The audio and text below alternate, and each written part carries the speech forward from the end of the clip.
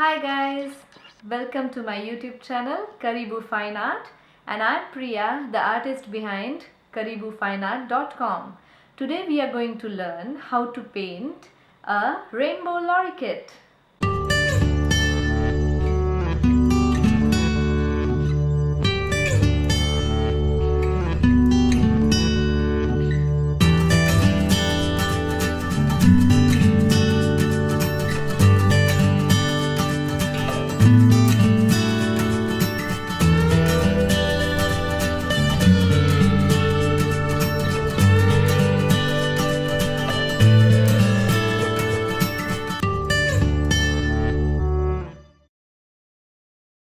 For today's tutorial, we are using Liquitex Basics acrylic paints, which you can see the whole mess over here.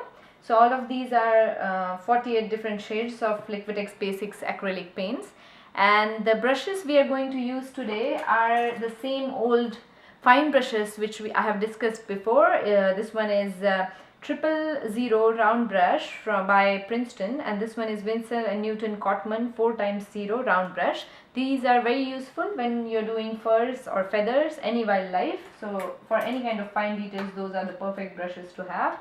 The new addition to the brushes is Taklon comb brush 1x4 and again 1x4 Filbert comb brush. These are really amazing brushes for doing the fur details, and this one is a flat one which is good for some of the portions, and this one is a Filbert one which is a little bit curved one which is good for some other portions. So we are going to use these two brushes, and these two brushes have made my life really easy for this painting, today's painting tutorial, and for the next week's painting tutorial, which is the part 4 of 4-part bird series, like birds of Australia acrylic painting tutorial we are going to have. So this guy is my favorite bird from Australia. It's Kookaburra. So kookaburras are the most interesting birds, and they are pretty big in size and very beautiful, very different from rest of the birds, and they are found only in Australia. So we are going to learn that one next week, but this week we are going to learn how to paint a lorikeet, rainbow lorikeet, which the name itself suggests that it has too many colors in it. So it is going to be a fun painting tutorial. Let's get back to the tutorial now. For today's lorikeet acrylic painting tutorial, I have drawn the basic sketch. So I have used transfer paper and a carbon paper to put the image on this canvas. And for the wooden portion, which you can see I'm painting right now, I'm just going with my experience. I don't have an exact reference picture for that part because the original reference photo I had, which is again from pixabay.com, that one did not have a very nice wooden log. It was sort of wooden but very dull grayish wooden log. So I just wanted to have a nice brownish, darker color wooden background. So that's why this is just I'm putting something together with whatever knowledge I have to paint wood grains and that kind of textured surface. So I'm just trying to do a lot of dry brushing with that part. And what I have done is I have started with the dark color. I have put on some vertical lines with that small filbert brush using the dark color, burnt umber, burnt sienna. And then after it dries, I have done some dry painting with the white paint, titanium white, and put on some of that. And then once that dries, I have glazed it again with the burnt umber color. Now getting back to the actual rainbow lorikeet bird, you can see I'm trying to block in the darks and lights using blue paint because this bird actually has so many different colors. I have to wash my brush a lot of times, and so it was a little bit longer process than usual. Uh, and I had to keep on switching between darker blue shade, and then I have to mix black to make it even darker, and I have to just use the plain color to um, have a lighter shade of blue. Now you can see that I have switched to the green color, and I'm just trying to block in the complete bird with all the basic underlying colors we have got here. And after that, the main emphasis will be on blocking in the shadows and then working from there on, like, with the layers on top of the shadowed layers.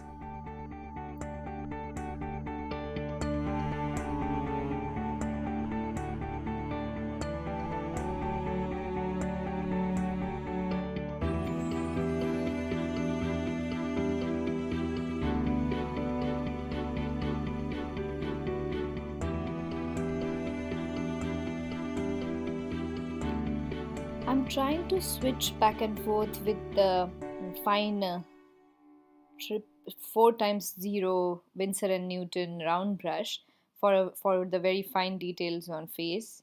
So I have used that brush to block in the eye, and I'm referring to the reference picture again and again. I'm going back and trying to observe, trying to zoom in and trying to observe how exactly the eye is placed, what all colors are being used over there, and trying to be as close to the reference photo as possible. That should be always the case when you're trying to do oil painting or acrylic painting. With acrylic painting layers, it's still, you don't get that much of realistic look, but with birds the colors should look vibrant as well. So I somehow has preferred acrylic paints for this 4-part series tutorial which we are going through right now. This is the part 3 of the 4-part tutorial of birds of Australia. And because all of these birds have some kind of feature in it, like either the bird itself is vibrant, or I have tried to put a very vibrant background if the bird doesn't have too many colors. So I have tried to balance those two things throughout this series, you can see.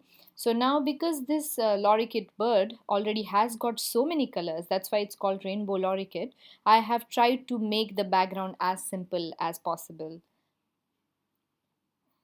Now you can see that I'm going over the small minute details on the beak and the eye.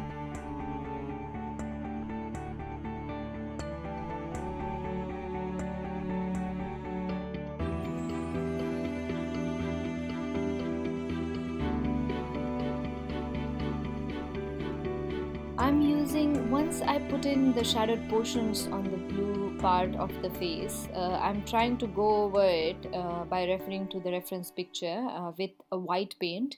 I'm trying to mix actually white and blue together to make this really light blue color, and then using that one to put on these feathers, individual feathers on the facial part of the bird, because that's how the bird is, like that's how the bird has those individual chunks of hair on the face. Now I'm trying to define the eye area better and the facial area better and better using this very fine brush. This brush is actually a must have brush, this one and the one I'm using right now, which is the Princeton 000 brush. Another thing, something new I have used for this painting and for the next painting, which will be coming next week, next Thursday. For these two birds, what I have used is I found this Taklon comb brush, which is a beautiful comb filbert brush for putting together the fur details. So one is a flat comb brush and one is a filbert comb brush, which we already discussed in the introduction part. I thought, after using those brush, somehow I was convinced with the fact that having proper tools to use is equally important to having, proper skills and techniques. Because as soon as I started using that brush, I could see the feathers were looking coming out as very clean and beautiful with those brushes.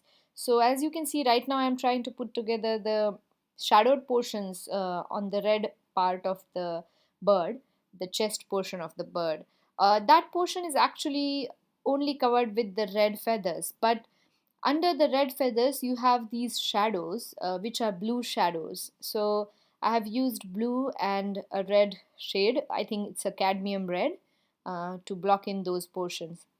Now you can see, to get the clusters of fur on the red part, I'm using this flat comb brush, and you can see I'm able to put in all the details so quickly. The brush is just simply amazing, and I'm so glad I found this brush. I have seen a lot of artists, whomever I follow on YouTube, using this brush, Taklon brush, but I never found it in any of the stores, and I never cared about ordering it online because I never thought that it will make so much of difference in the speed of painting. So this painting and the next painting which we'll be seeing, I have done it so quickly because of the right tools I have used. So definitely the speed has improved because of the usage of proper tools. Now I'm trying to go over the beak portion, and I'm looking at the bird as a whole and trying to see what all things are lacking right now in the complete bird, like where should be the shadows more defined. So you can see I figured out that the green area wasn't looking as good as rest of the piece, so I went back to the green feathers on the left side of the bird, and I tried to define the shadows much better so the feathers look really as they look in the reference picture. So I'm just using mix of green and black, Mars black, to put together the shadowed areas. I'm trying to more define the shadowed areas on the red portion, blue portion, green portion. I'm jumping a lot between the areas now because I'm trying to look at the overall picture and trying to adjust the contrast better, the shadowed areas better. The final things I'll be doing is putting on the highlights on the bird. So you can see that some of the areas which became little too dark, I'm trying to go over that area with this white paint and the same brush which I discussed before, the flat comb brush, Taklon comb brush. And then I'm again trying to put together the highlights and white details more and more on the green portions and on rest of the bird. Even if right now the white portion looks little bit too much, it's little overpowering, uh, it's okay for now because I'm going to go later with colors, with glazing. So right now you can see I'm glazing over that red portion with the red paint, and then I'll be continuing with my glazing process on the green areas, the green feathers and the blue feathers, and I'll try to glaze most of the portion I have covered with white.